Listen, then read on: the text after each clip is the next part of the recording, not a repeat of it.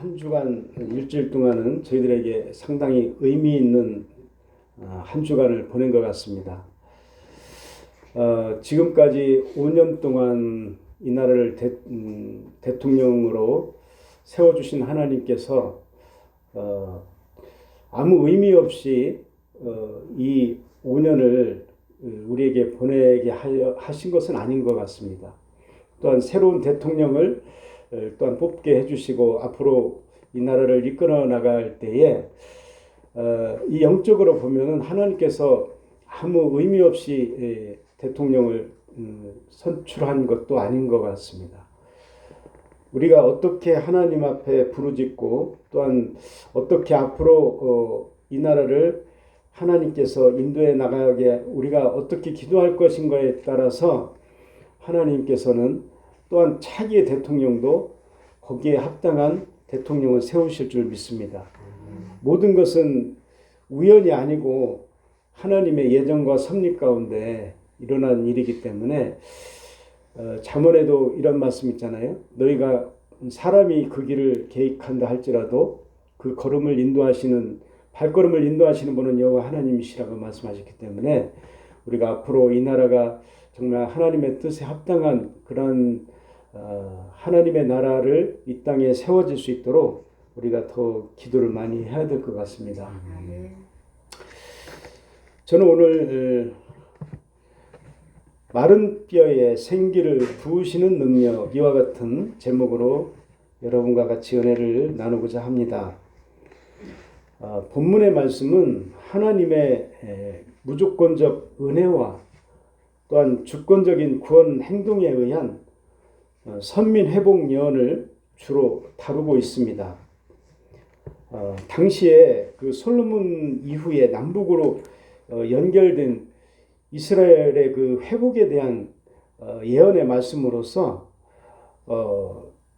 여기서는 마른 뼈들이 소생하는 환상을 통해서 이스라엘 그 선민 회복의 약속을 하나님께서 확증함과 동시에 또한 상징적 행위를 통해서 남북이 하나로 연합한 이스라엘 민족의 그 회복에 대한 예언을 말씀을 하고 있습니다.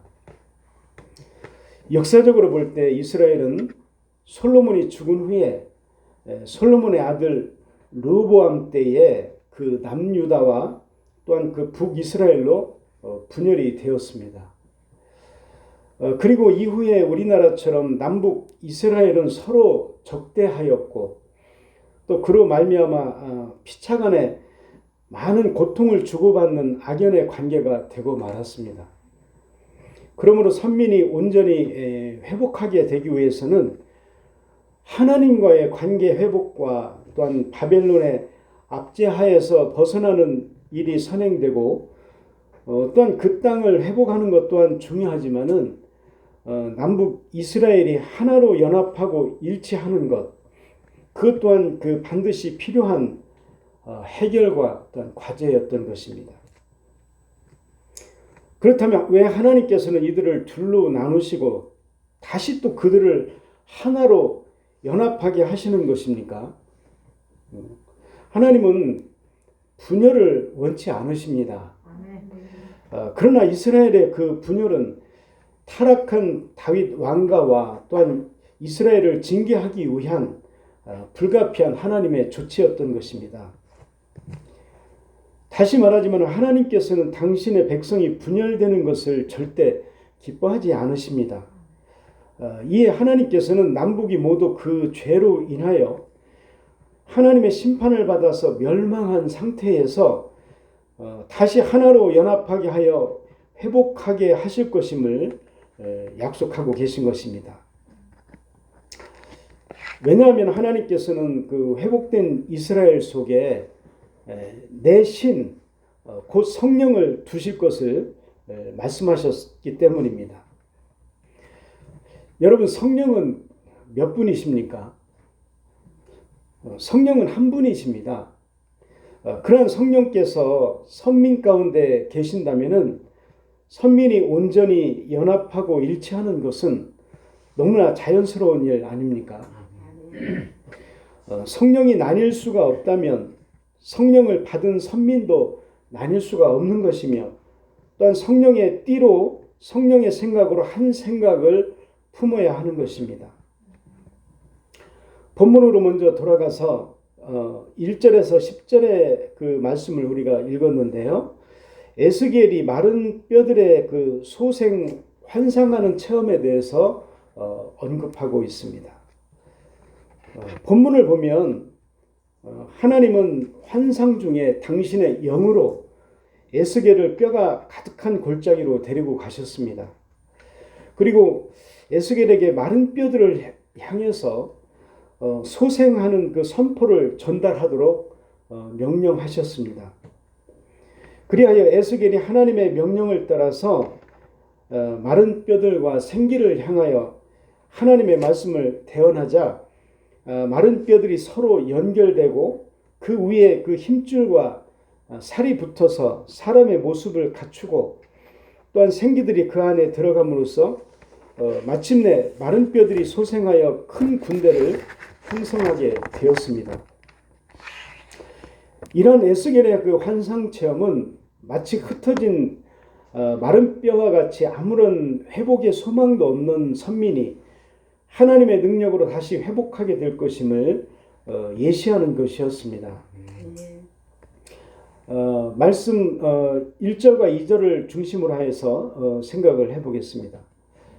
본문을 시작하는 이 말씀은 이스라엘이 처한 현실을 너무도 적나라하게 드러내주고 있습니다.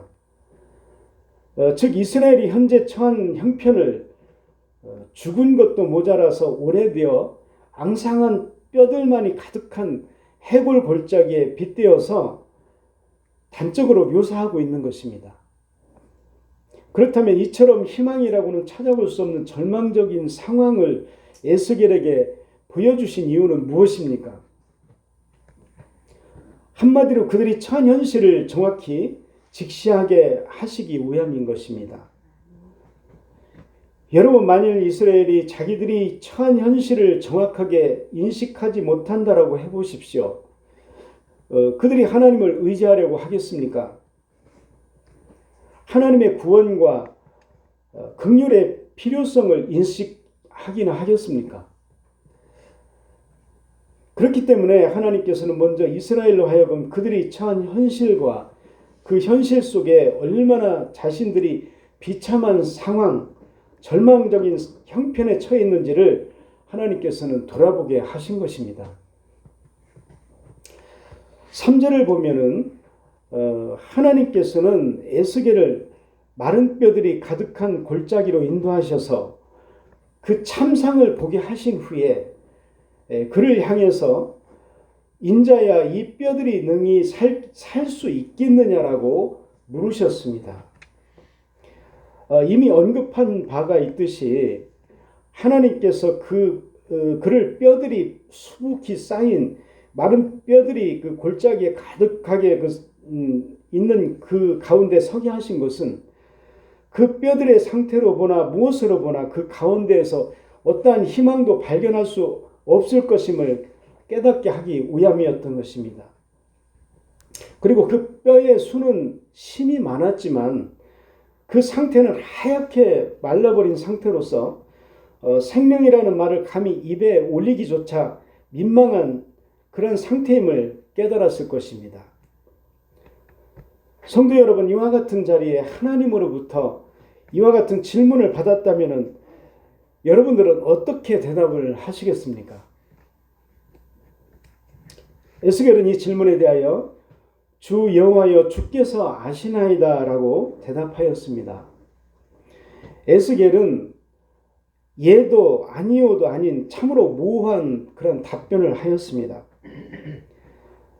상식적인 선에서 그에게 합당한 답변은 사실은 아니오일 것입니다.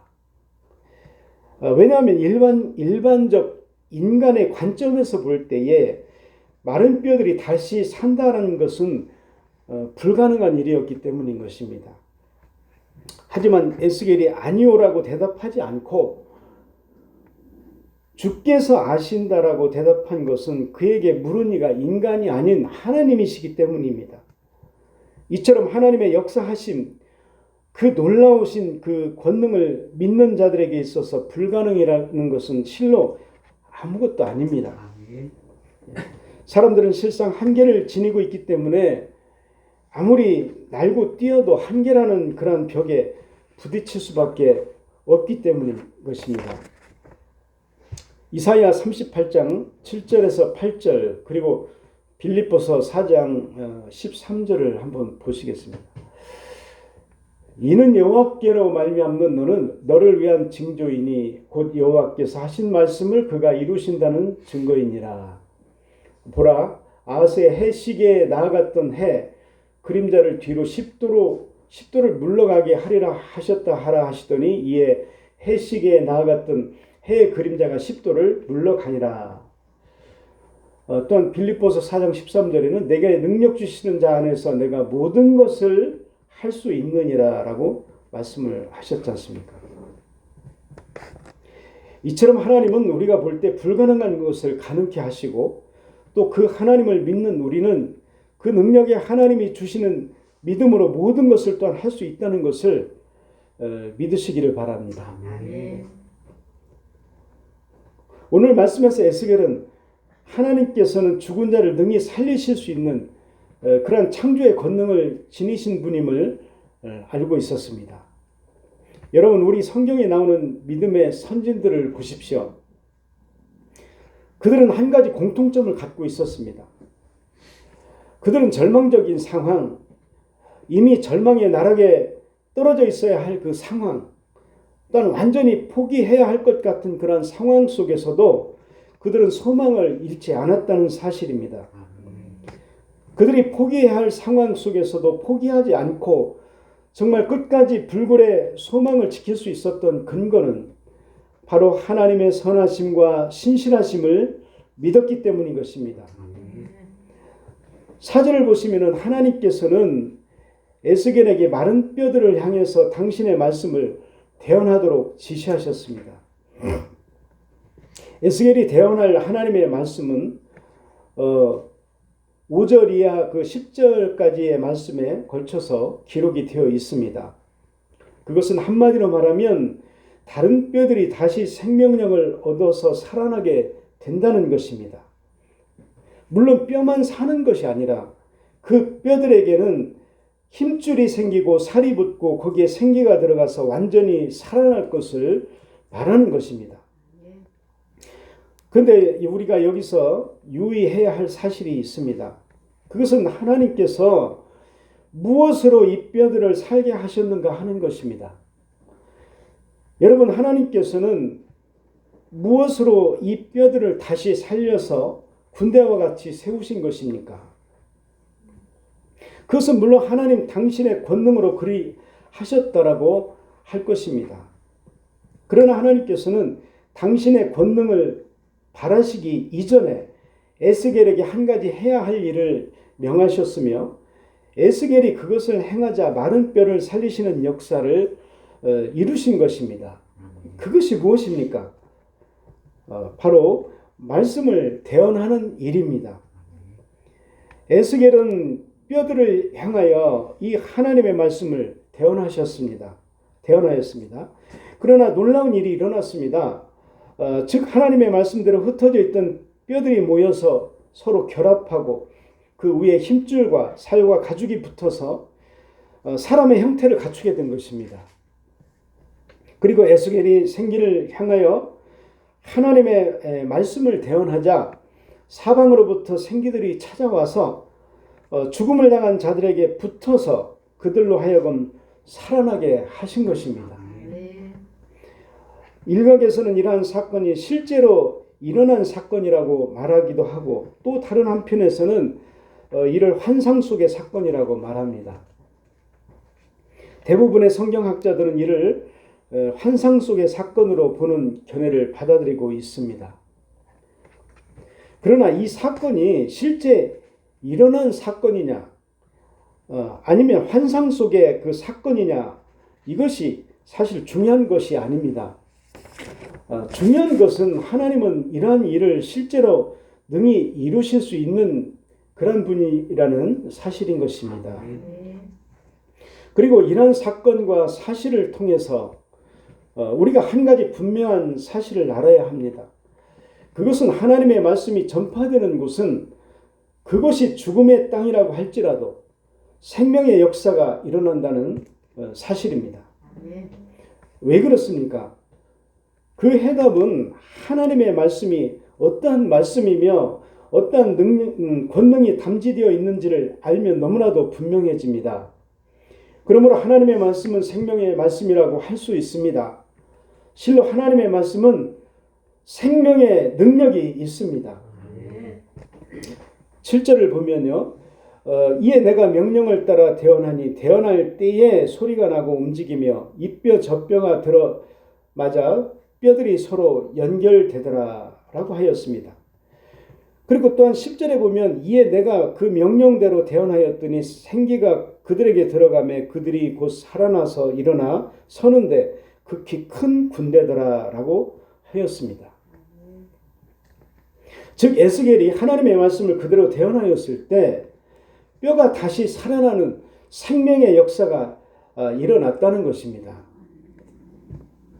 여기서 중요한 점은 에스겔이 하나님의 말씀을 그대로 대언하였다는 사실입니다. 에스겔은 하나님의 말씀에 자신의 생각이나 말을 섞지 않았습니다. 그는 오직 하나님께서 자기에게 지시하신 말씀만 그대로 전하였을 뿐입니다. 이는 하나님의 말씀을 대언하는 자들에게 있어서 절대적으로 요청이 되는 그런 자세인 것입니다. 하나님의 생명의 말씀을 대언하는 자는 하나님의 말씀에 자기의 생각이나 말을 섞어서는 안 됩니다. 하나님의 말씀에 자기의 생각과 말을 섞는 순간에 그가 선포하는 메시지는 더 이상 하나님의 말씀이 아닙니다. 따라서 그가 선포하는 메시지를 통해서는 어떤 능력도 어떤 생명의 역사도 일어나지 않습니다. 우리 8절에서 10절의 말씀을 중심으로 해서 생각을 해보겠습니다. 앞서 지적한 것처럼 에스겔이 하나님의 말씀을 대언하였을 때 실로 놀라운 일이 벌어졌습니다. 마른 뼈가 가득한 골짜기에서 뼈들이 맞춰지고 또한 그 뼈 위에 힘줄이 생기고 또한 그 위에 살이 입혀지며 가죽으로 덮여져서 사람의 형체를 갖추게 되는 그런 장면인 것입니다. 이런 본문의 말씀은 실로 보는 이의 눈을 의심케 하는 그런 내용이라고 할 수가 있습니다.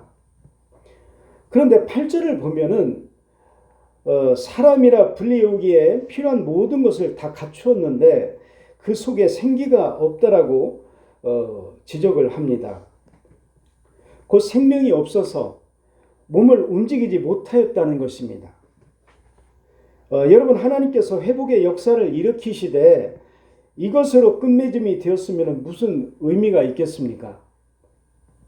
그러나 하나님의 역사는 여기서 그치지 않았으며 사방에서부터 생기를 불러들여서 그 생기가 하나님께서 마른 뼈 위에 힘줄과 살을 입힌 자들 위에 들어가서 큰 군대를 형성하는 장면까지 이어지는 것입니다.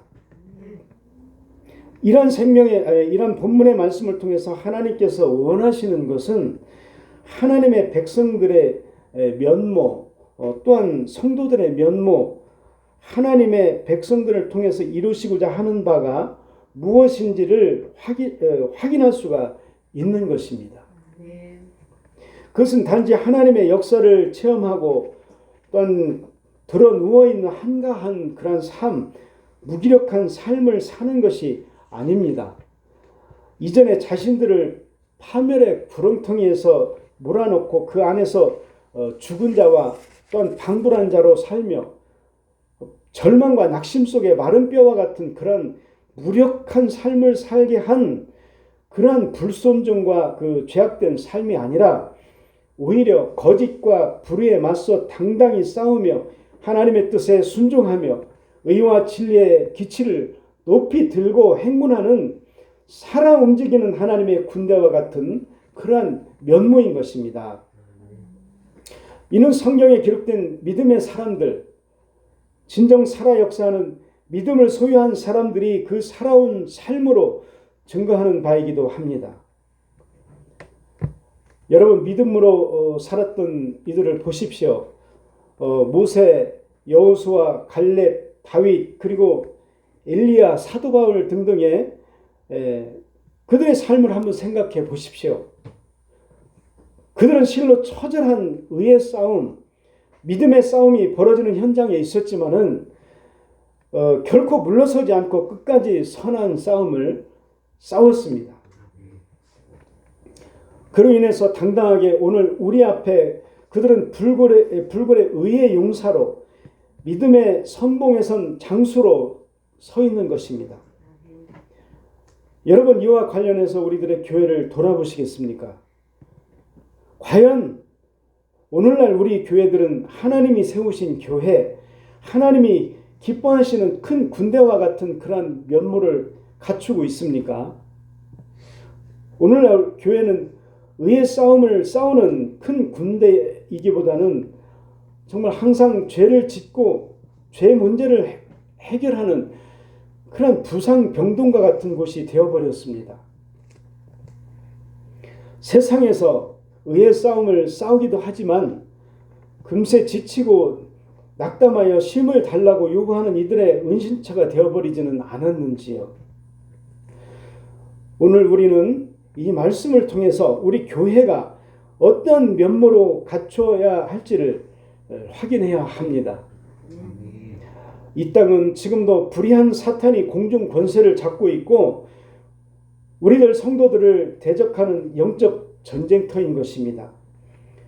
그러므로 교회는 우리를 구원하사 정말 새 생명 가운데 우리를 살게 하시고 말씀으로 무장케 하시고 또한 성령의 도우심으로 강건케 세우신 하나님의 뜻을 헤아려 정말 하나님께서 우리에게 기대하시는 바 큰 군대와 같은 당당한 면모를 구축해 나가야 할 것입니다. 그리할 때 더 이상 교회는 약하지도 않으며 정말 쇠퇴하지도 않으며 당당히 믿음의 선한 싸움을 싸우며 세상에 대하여 항상 승리하는 그러한 면모를 회복하게 될 것입니다. 기도하시겠습니다.